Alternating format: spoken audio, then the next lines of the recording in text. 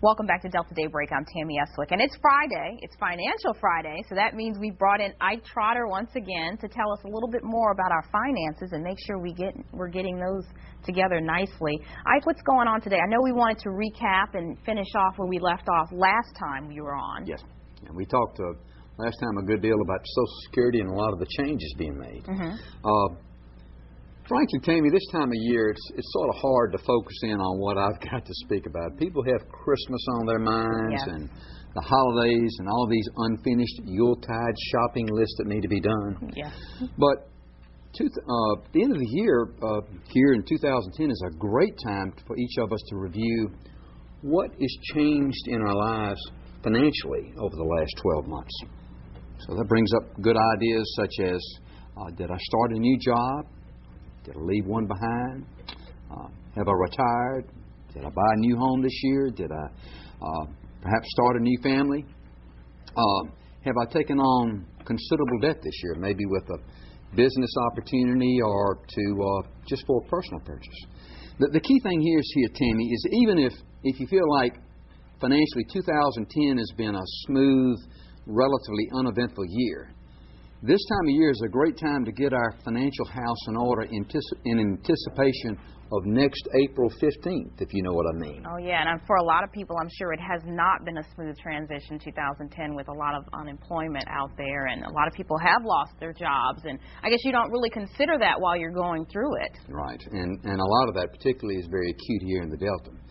So I've got a couple of ideas, a little bit end of the year package to talk about some things that most people already know about, but I'll just be forward enough to bring some things out and see if we can touch on.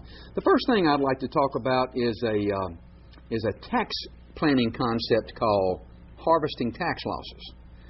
Now, nobody likes to lose money, but there are some tax benefits derived from selling a losing proposition in a calendar year if it's done before January 1st.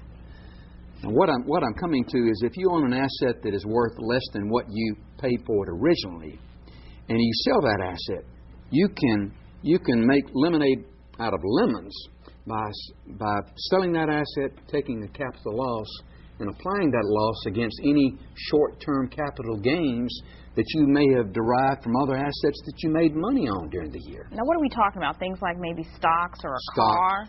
Stocks and investments, stocks and bonds, mutual funds, things like that. Okay. Plus, you can also take the first $3,000 of that loss, and you can actually apply it as a deduction against ordinary income on what you owe on income taxes next April 15th. And any additional losses that you may have above that $3,000 can be carried forward to the next year and applied towards capital losses in future years. But to make the provision work, you've got to sell that asset, you've got to incur the loss before December 31st this year. Okay.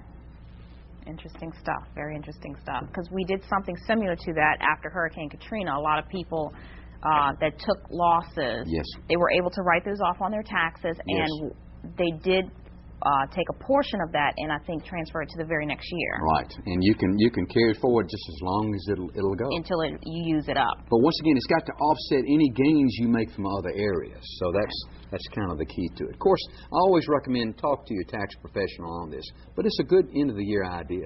And Ike, you're going to be back our next segment as well, so we can finish some more of this stuff up.